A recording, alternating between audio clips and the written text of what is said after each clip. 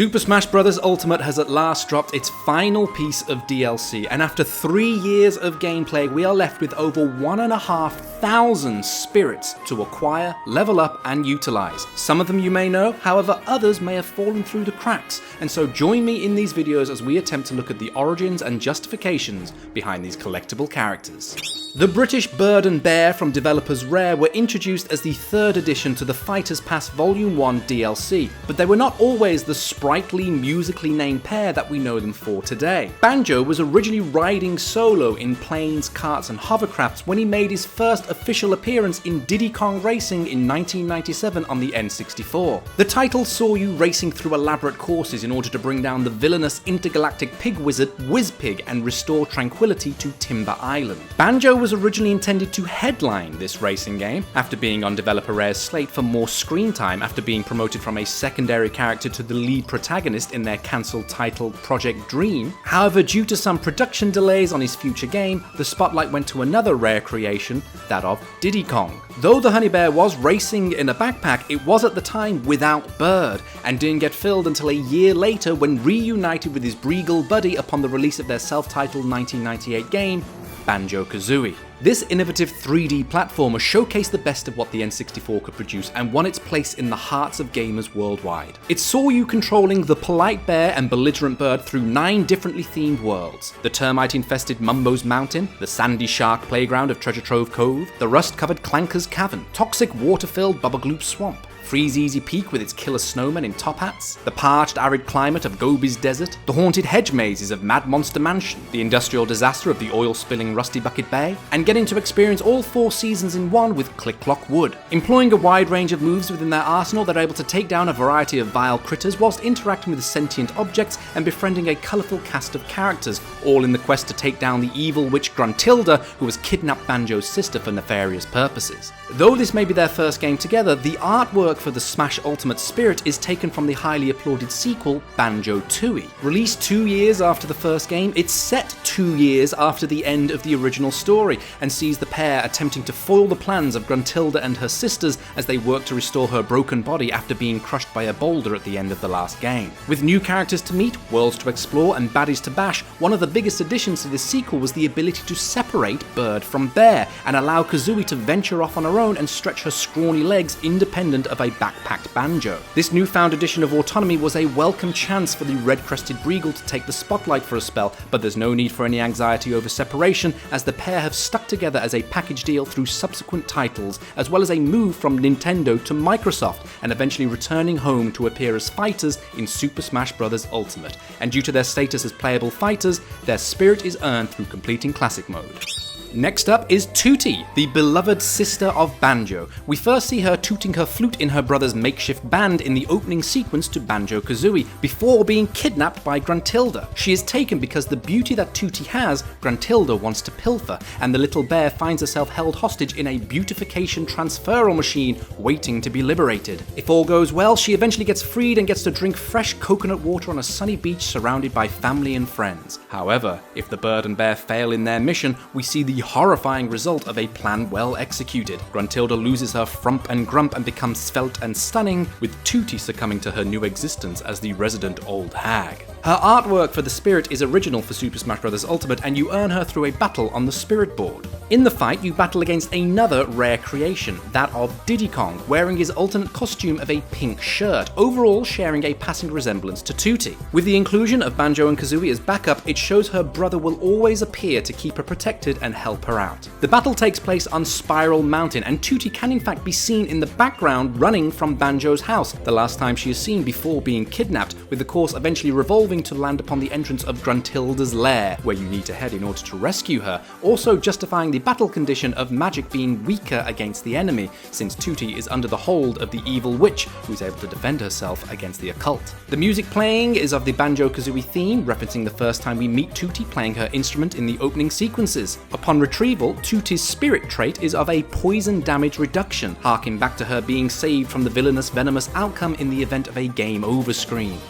The gentle, meek, overly oculed mole Mentor is next upon the list. Bottles, gaining his name from the huge bottling glasses he wears, is first seen in Banjo Kazooie chatting with Tooty and being the only one to see her getting kidnapped. Throughout the game, he offers help and guidance, burrowing up from his molehill to teach the adventuring pair new moves, such as how to fire eggs or the ability to fly. He seems to have a happy ending, seeing the sunset on a sandy shore, until the events of the second game where he gets blown up and killed, leaving behind a wife and 2 children, and remaining as a ghost perpetually waiting outside of the ruins of Banjo's house, hoping to be resurrected. His artwork is an original piece for the purposes of Smash Bros, and you can get his spirit through the Spirit Board. Once again, the battle arena is on Spiral Mountain, with the music being that of the area's theme. Also, the first place you meet him and the last place he was alive. He now appears in the background of the battle, cheering on the ensuing brawl. He's represented by Donkey Kong, who had games developed for him by Rare, and in his ultimate fur coloration of an ashy black, mirroring Bottle's aesthetic. The preference for Donkey Kong's side special of the headbutt and the abundance of pitfall items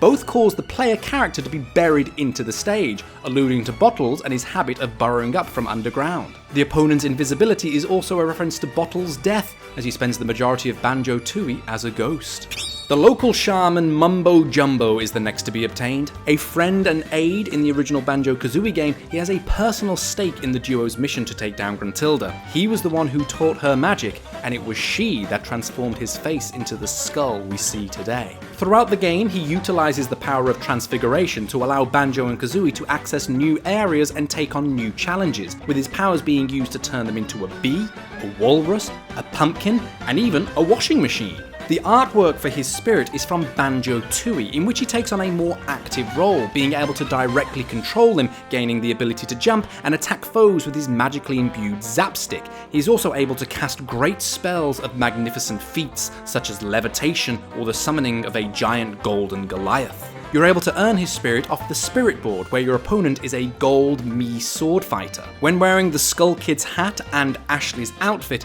it bears a resemblance to Mumbo Jumbo's skull face and grass skirt with magic wand. The battle takes place on Jungle Japes, with the hut being reminiscent of Mumbo's hut and the stage bearing the overall look of the Mayhem Temple, the place you got to first control Mumbo in Banjo-Tooie, with the background music being Mumbo's Mountain, the first stage of the first game named after the Witch Doctor himself. Being equipped with a lips stick and having the player character slowly taking damage is an echo to when you get to control Mumbo and use his zap stick, as it slowly drained the health of those it was used on. Also, the giant golden ROB minion with its super slow armor is a direct reference to the slow, lumbering, mechanically controlled golden Goliath that Mumbo Jumbo is able to summon in the Mayhem Temple, making it right at home in the similar appearing Jungle Japes. Once obtained, the special trait for the equipped spirit is an increase in magic attack, cementing even more Mumbo's place as the Magic Man. And as a final side note, he is seen in the background of the Spiral Mountain stage, waving on from a distance, notably contributing nothing to the ensuing battle. The myriad of mystical Jinjos come in next with a spirit of their own. Again, making their first appearance in Banjo Kazooie, there were 5 to be collected in every level, and these tiny little creatures are apparently extremely hardy, able to survive precarious situations and environments whilst remaining chirpy and chipper and always giving a holler to the bird and bear whenever they'd walk past. In the original game, they ranged in colour, being blue, green, orange, purple and yellow, with other colours introduced in later games. Their history is somewhat shrouded in mystery, with a little more explored in the sequel, but what is known is that they possess untold magical abilities and have at one point crossed Gruntilda the wrong way, having her splitting them up and spreading them across the various worlds as punishment. They eventually come back together to take an ultimate revenge, as shown in the next spirit in the collection. Their artwork is unique for Smash Bros. Ultimate, and their spirit is achieved through the Spirit Board. Representing them in battle are a team of Mr. Game & Watch, all differently coloured to match the spectrum of tones the Jinjos employ. The title for the musical track playing in the background is Freeze Easy Peak, an ice-clad level in the original Banjo Kazooie game, with Summit being the perfect representation for the Sub-Zero stage. The Mr. Game & Watchers make liberal use of their down aerial attacks, a tactic mirrored in the Jinjos as they fly into Gruntilda's shield in the final boss battle before combining to form the Mighty Jinjonator. In the final showdown of the game, Banjo and Kazooie have managed to free Tooty from her confines and set out to put down the evil witch at the heart of these troubles once and for all. Proving to be stronger and more devious than originally predicted, the Jinjos, grateful for the help the duo have put in for finding and reuniting them, come to their aid, firing themselves like little imp-shaped missiles to break Gruntilda's shield and destroy her flying broomstick. While she's still in the fray, a statue of the Mighty Jinjonator appears, the presumed god of the Jinjos, and once assimilated with the 4 other present Jinjos, breaks free of the statue's plaster, takes on their combined power, and begins a relentless homing attack on Gruntilda, eventually ramping up to one suspended moment, before ultimately knocking the witch over the edge, having her fall to her presumed death, and finally ending the fight and the game once and for all. This sequence of events is replicated in Banjo and Kazooie's final smash, where the awe-inspiring, deific, righteous fury of the Mighty Jinjonator is shown in its true glory once again. Much like how the Jinjos merge and enhance themselves to become the Mighty Jinjonator, the same is required to attain this spirit, having to enhance the original Jinjos to level 99 before taking on the next step. And the Mighty One's presence is still felt within the battle with the Mr. Game & Watch team.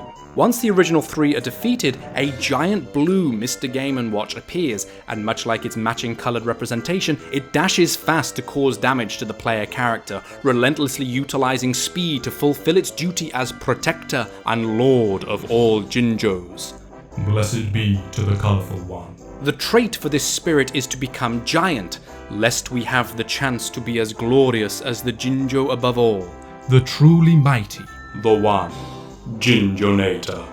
Banjo Kazooie isn't all just about chatting with anthropomorphized animals, there's a lot of collecting that goes on as well, and the main piece of booty to bag is that of the golden Jiggy. Scattered across the world, these gold-plated puzzle pieces hold a mystical energy, being able to be placed in incomplete pictures of stages and allowing the entrance to become open. Though they may seem an unremarkable item, it's revealed how they've been present for at least 1,000 years, and even have a whole religious sect built around them. The collection of them is essential to make your way to rescue Tooty and become a much sought after commodity within later games. Their spirit artwork is taken from the renders of the original Banjo Kazooie game and is acquired through the spirit board. Due to the slightly different nature of the spirit origin, there is a slightly different approach to this battle. It all takes place on the Great Cave Offensive, bearing visual similarities to Glitter Gulch Mine, a sprawling underground themed level in Banjo-Tooie. In one particular instance within this level, a boulder containing a Jiggy gets crushed and the contained puzzle piece gets divided into several pieces, which must then be collected to be reformed as a whole in order to succeed. In the spirit board battle, the golden Kirby's, jumping in situ and falling slowly to give the impression of seamlessly floating,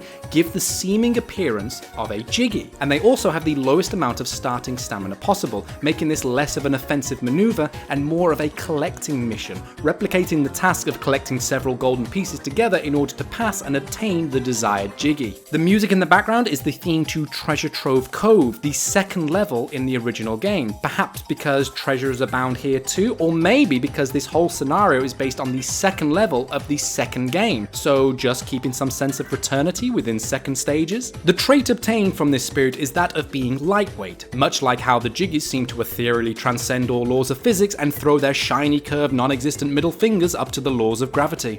And at last we come to the big bad, the Jelly Belly, the Wart Brain, the Cauldron Butt herself, Gruntilda Winky Bunyan.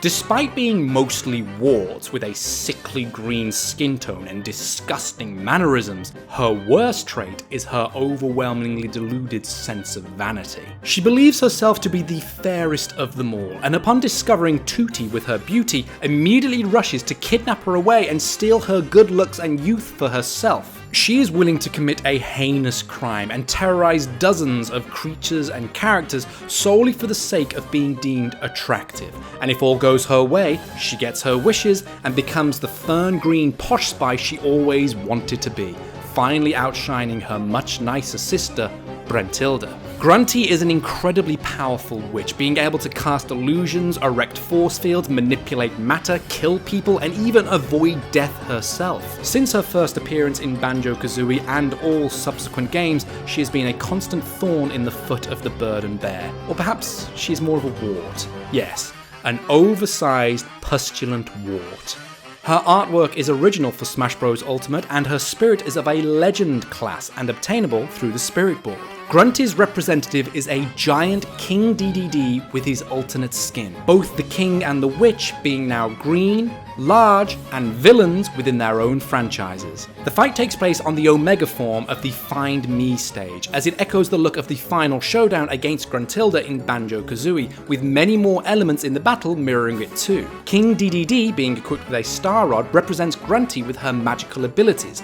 The high frequency of shielding harks back to the protective force field the witch would throw up around herself, and the poison floor being a visualization of the toxic effect Grunty would have over Tooty by poisoning her beauty and her soul. In the battle, there are reinforcements from Dr. Mario, who bears a striking similarity to Grunty's close aide Klungo in his white lab coat. He's a side boss in the sequel Banjo-Tooie, and we meet him 3 times. Each time he attacks by throwing vials of potions, and each time he gets stronger. Mirrored in Dr. Mario constantly using his multivitamins to attack, and each of his 3 new reinforcements having more health than the last. Also, the title track to the fight is Versus Klungo, in honor of the oft-beaten, overlooked, overworked sidekick. And with the early inclusion of the final Smash Ball for the players to activate, it's wanting to replicate the final move against Grunty in the original game. That of summoning the Mighty Jinjonator. May we all bask in his glory. Once beaten, the trait for this spirit is an increase in poison power, fitting for such a poisonous wretch of a witch. She also makes a cameo in the course design of Spiral Mountain, being a background character who swoops in and maniacally laughs before jetting away on her broomstick. After such a gallery of characters, with their needs and wants and histories spanning multiple games, there is one more spirit to cover, that of the somewhat innocuous enemy, Buzzbomb. You may be thinking it's random to have this one included out of all the possible entries to the Banjo-Kazooie series canon, but it does have a very special place within the world of the games, for it's the very first creature we come across when starting up the game, flying around the N64 logo and eventually crashing into the rare emblem. If we were to switch off the game here, we would be forgiven for thinking Buzzbomb was the lead, star, and only inhabitant of this title. However, despite how potentially entertaining an alternate universe where a perturbed dragonfly is the main protagonist, we see that it eventually falls into a pool and then the scene gets taken over by the actual main characters. But if you keep an eye on the pool in the background, we never see this Buzzbomb get out. Thus, we can draw the conclusion that the very first death in Banjo-Kazooie is of the very first character introduced. Rest in watery peace. Luckily, more can be found in Bubble Gloop Swamp. Very noticeably, nowhere near any clear water. They got word of what happened to the first one and migrated to greener pastures. Popping up in a scattering of other levels, they buzz around and bomb down on the player, hence their very appropriate name. Its artwork is original for Smash Bros, and you obtain it through the Spirit Board. The battle takes place in the Garden of Hope, drawing certain visual parallels to Bubble Gloop Swamp, where the greatest concentration of Buzzbombs can be found, with the background music being of Spiral Mountain, the first place we come across the foe in the opening sequence. This dragonfly enemy is represented by another dragon that flies enemy, Ridley. Specifically, 3 of them, smaller and yellow to bear a passing resemblance. The battle condition of falling slowly gives Ridley the opportunity to appear to be floating, much like Buzzbombs do, and the preference for the up special Wing Blitz sees the enemy swooping down on the player character to cause damage, much like the annoying insects do in the game. Once obtained, its trait is for floaty jumps, to give you the opportunity to reach such lofty heights as finally being able to emulate what life would be like as a Buzzbomb. One can dream, one can dream. It also makes a brief appearance in the background of the Spiral Mountain stage, hopefully avoiding the pool this time around. And these are the 9 spirits that were featured in the Banjo-Kazooie series in Super Smash Bros. Ultimate. Only 1,503 to go. Thank you so much for joining me. Let me know if you enjoyed this in the comments below, and start nominating which spirit you would like to see next. And make sure to hit that subscribe button so you don't miss out on any further updates. But for now, my friends, luck and more to you all, and catch you next time.